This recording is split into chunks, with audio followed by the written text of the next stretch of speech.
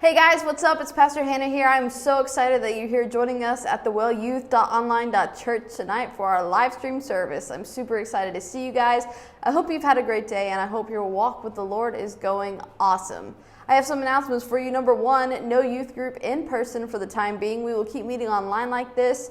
I will let you guys know as soon as something changes. But in the meantime, if you are missing your church family and you want to connect, remember that you guys can go to the Sunday morning service. For Belton students, your service is at 10 a.m. and for Temple students, your service is at 10:45 a.m. So you guys get connected that way if you want to see people in person and feel connected to the church like that. But for now, we're going to be continuing to meet online for our youth events.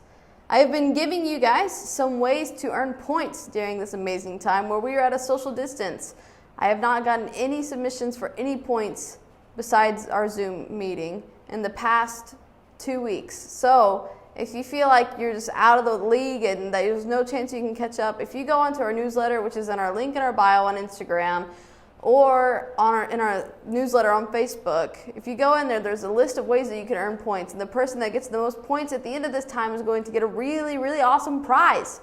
So I want you guys to be mindful of that. If you want to earn points, it is not too late. Another really awesome way to earn points is by joining us for our Zoom meetings, which is happening this Sunday night.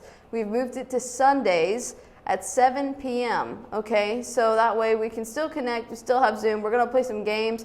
This week, not only are you going to get points if you win a game, but I will write you down to win some SNU merch, okay? Maybe you can't. I think the letters are cut off with the way that I have this frame set. But SNU is Southern Nazarene University. It is the university that our church, it's the Nazarene University for our church district. So I went to school there. Alan and Jerome went to school there. Hallie's going there in the fall. So is Carissa Pound, if any of you guys know her.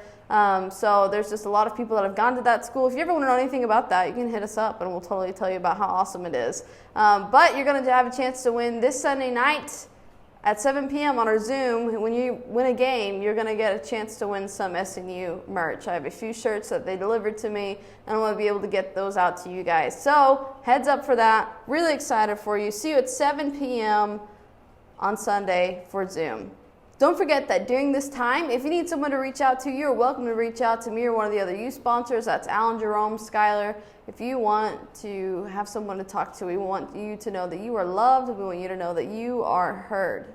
Now, right now, whether you're watching this live or later, I want you to message somebody. It could be a friend. It could be somebody in the youth group. It could be anybody. It could be your parent. Let them know that you're thinking about them, you're praying for them, that you love them, and that you miss them. Maybe for your parents, you might not miss them. But just reach out to somebody that you maybe haven't talked to a little bit. And I want you to reach out to them and say, hey, let them know that you're thinking about them, because connection is really, really important during this time. I want to make sure all of you guys feel like you're connecting with people that you know, love, and care about you. As far as events go, I have postponed events that were on the newsletter, all except for one. I hope you guys are so excited. Registration is not open yet, as far as I know. Right now I'm recording this on Tuesday morning, so who knows? By the time you're watching this, it might be up, and I'll post something on our Facebook page and our Instagram if that's the case. But a registration for our online camp experience. I'm really excited. The theme is connected. We're going to learn what it means to be connected to ourselves, connected to others, and connected to God. I hope you guys are really, really excited about that. It's going to be lots of fun. There's going to be a game night in there where there's a chance to earn some really, really awesome prizes. And I heard there's going to be some live pizza deliveries during that. It's going to be sweet. But I hope you guys are really, really excited. The worship's going to be awesome. The speakers are going to be awesome. And I hope you guys are really excited about this free church camp experience. It won't be the same as it usually is. You know, we're not going to Trinity Pines. We're not going to be walking up that huge hill that makes your legs hurt and makes you realize that your lungs might not work as well as you thought they did. But we will still be connected. We will still be experiencing a form of camp together. And I hope you guys are excited about that as I am. Now, again, I want you to know that, yes, these times are odd. Sometimes they might feel a little bit crazy. But I want you to remember that God is always good, even when our circumstances are not. So, with that being said, we're going to go ahead and move on to our devotional. This devotional is going to be a little bit different than usual, but it's going to be very similar to the devotional that we had last week.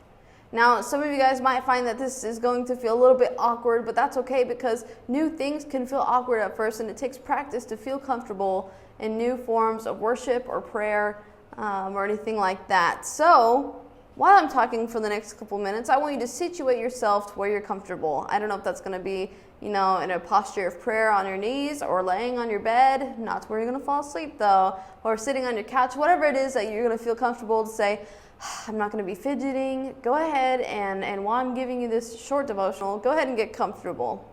Now I want you to listen to this devotional that I read this morning. And it's from a devotional and it's just got some really, really, really beautiful messages. And this is what it says. Each of us has a story about how we came to know Jesus. Whether we met Jesus as a child, a teen, or just last week, the moment we met Jesus was powerful and significant. But just like any other relationship, the meeting is just the start of a journey. Once we come to know Jesus, we are to continue to live our lives in Him, rooted and built up in Him, strengthened in the faith as we were taught, and overflowing with thankfulness. That's a verse taken from Colossians 2. And he goes on to say, think about the people you live your life with. Okay, so think about the people you live your life with. They see you at your best and your worst. They know you intimately, and because of that, their opinion carries more weight than anyone else. Think of the person that knows you the most. When they speak to you, their words really, really matter, don't they? It's the same way with Jesus. When we give someone authority in our lives and they use it to build us up, we become the best versions of ourselves. And that's the kind of relationship that Jesus desires to have with us. He's not saving us and forgetting us until we see Him in heaven. It's not like I accept you, Christ, and then He's missing forever, and then we die and say, oh, there you are. No, He's with us the whole time. His Spirit lives and guides us through our day-to-day. Our relationship with Jesus grows deeper and deeper. It's rooted and it's built up as we trust Him and as we see Him work in our lives. This day in and day out of living together is what causes our lives to overflow with thanksgiving and praise. We can't even begin to grasp how wide and long and high and deep the love of Christ is. But as we let Jesus into our everyday, walking around in our lives, we begin to catch a glimpse of just how great Christ's love is for us. We get a glimpse of God's love, and we experience our relationship with Christ grow more personally as we let down all of our walls, as we let down everything that stopped us from having a relationship with Christ, as we say, I'm gonna throw this away, I'm gonna surrender this to the Lord. We experience our relationship with Christ grow. As we show Him the good, presentable areas of our lives as well as the messy area in our lives, we see our relationship grow. We surrender our image to Him to shape us to reflect His image to the world around us. Right now, as we look at our lives, we may feel like we have to act or dress a certain way to fit in with certain people. I don't know if any of you guys can relate. I know I can think of times where I've definitely felt that way. But these things are not of the Lord, and we need to know that we don't have to be anything other than ourselves with God. We don't have to hide the mess. We don't have to pretend to be better than we are, because Christ loves us as we are. And He helps us grow. He helps us grow out of that mess and to get rid of those messy things in our lives. He can handle our mess, and He can help us sort through the things that we struggle with. So tonight, I'm going to take you on another meditation journey where Christ is going to visit you, where He's going to come visit you. So I hope you got comfortable, because I want you to close your eyes, and I want you to keep them closed until I tell you to open them. And I want you to give you a heads up that there's going to be a few pauses in there, or maybe 20 to 30 second pauses, where you're going to be able to interact with Christ. So I want you to keep your eyes closed, and I want you to picture this. I want you to imagine you're in a home. It could be your dream house. It could be your house now. It doesn't really matter as long as you can visualize how it looks. It's a beautiful day, not too hot, not too cold. You have a friend coming over to visit today, Jesus. So you've cleaned your house in preparation for the visit. Everything looks presentable. You hear a knock on the front door. You're excited to spend time with your friend Jesus. So you run over to the door, you open it, and you give him a big welcome hug. You think to yourself, I love having such an awesome friend. When you're inside and chatting around, you offer to show him your house. You're excited to show off since everything is so clean. So, Jesus follows you as you take him through the rooms. You show him the kitchen and talk about your favorite recipe. You show him the dining room. And you share about the time that someone shot soda through their nose because they were laughing so hard at a joke you told. You take them through the living room and you feel the soft rug beneath your feet. You smell the candle burning over on the side, your favorite smell. As you go through, you point out your favorite things about your backyard through the window. Maybe it's a sunroom or a swimming pool. You go upstairs and you show him the bedrooms and the bathrooms, feeling so good and hip with your minimalist decorations. He says, wow, your house is so beautiful. It looks like it was made for joyful living. Excited about his approval, you start walking back down to the kitchen for some snacks, and he points towards a door and he asks, what's in that room? You get a little nervous. The one room that has junk in it, he is just asked to see. The room that isn't presentable, and he's asking you about it. It's nothing, you respond. How about those snacks? He recognizes you're avoiding something. He asks, what's wrong? Is there something you don't want to tell me? You worry that he's about to find out about your secret, the thing you hide from everyone, including yourself sometimes. He interrupts your worried thoughts, saying, listen, you can trust me. It will not change the way I feel about you. What is it that you're hiding in that room?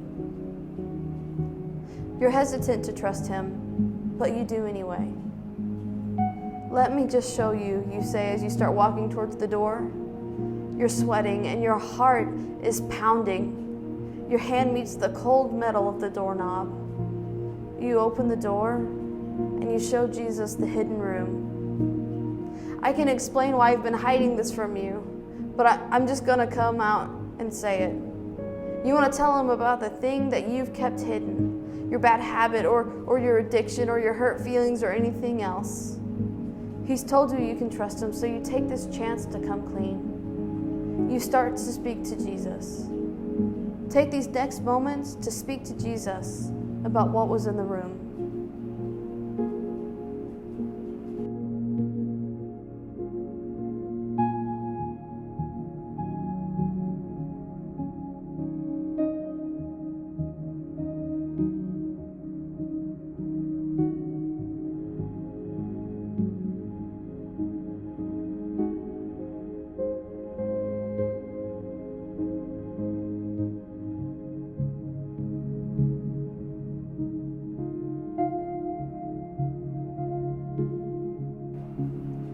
As you finish coming clean about what was hidden in that room, you might worry that Jesus is going to change his mind and view you differently. You expect him to scoff and walk away.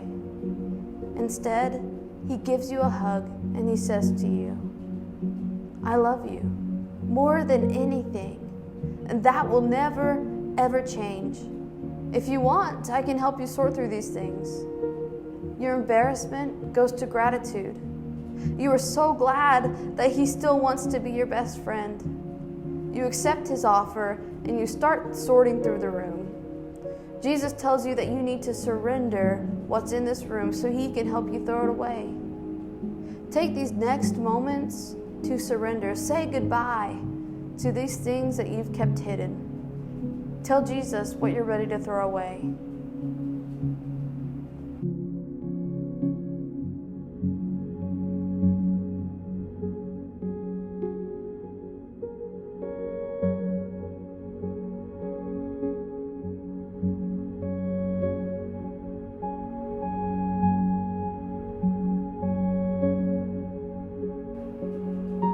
You've talked to Jesus about what you're ready to throw away, so you start to sort through this junk.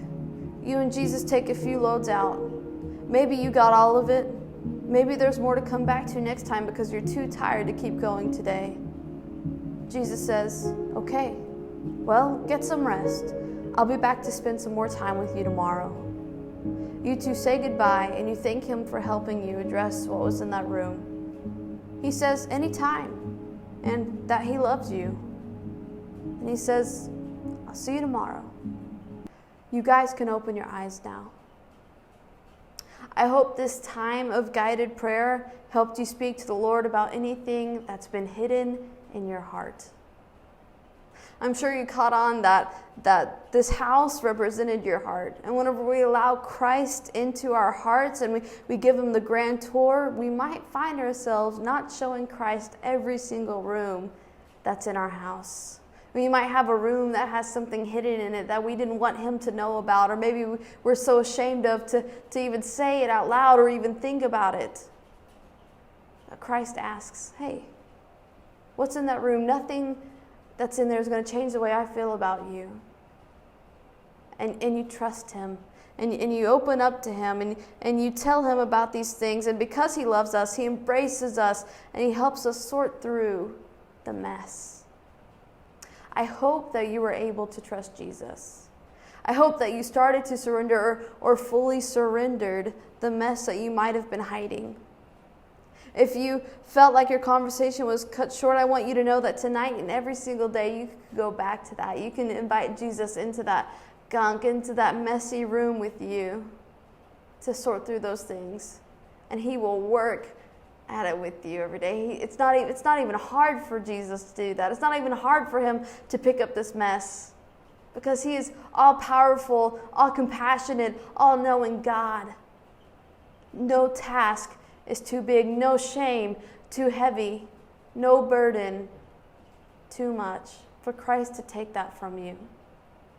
We have to be willing to surrender these messy things in our lives to Christ to be transformed. To make that room something that you're really, really excited to show off instead of hiding and hoping that nobody asks about it. So we have to open up every room in our heart to Christ, even though the ones that might seem messy. You can tell him about all the hard things that you need help with. You can build a relationship with him. That's what it's all about. Having a relationship with Christ. Tonight, we allowed Christ to encounter us in our darkest places and spaces in our hearts. I hope that you felt his love and his light shine. And if there is anything you want to surrender that you feel like you need to talk to somebody about, please know that you can absolutely always feel free to reach out to me or one of the other youth sponsors, Alan, Jerome, or Skylar, if you need someone to talk to, someone that you can trust to open up about anything. And we want you to know that we love you. We love you, no matter what. I love you guys. I hope and pray that you are doing so well. And I am thankful to take this journey in prayer with you. As a reminder, the chat bar is going to be open for 30 minutes after this prayer, and I want you guys to have a great night, and I will see you next week or on Zoom on Sunday night at 7 p.m. I love you guys. Let's pray. Lord, I want to thank you for this day. I want to thank you so much for these wonderful students that are here. I pray that you would be with them and comfort them as they may have opened up to you about hidden things tonight. And that's never, ever, ever easy. Lord, I pray that you'd be with them in the journey of surrender, that they would know that your presence is with them. I pray that you would place people in their lives that they can trust, that they can confide in if they need to. Lord, I pray that you would give them strength to know that they can break these bad habits or break these addictions in your name, because you are all powerful, almighty, all compassionate God. I thank you for caring for us. I thank you for the fact that your love is without limits. You seek us out no matter where we are. You would leave the 99 to find us the one, to bring us back to you. I pray for any hearts that might not know you tonight, Lord, that they would invite you in. I pray that you'd be with these students, and wherever they're at, whatever place and space they're in their heart and mind, I pray that you'd be with them. We love you so, so much, Lord. Amen. See you guys next week.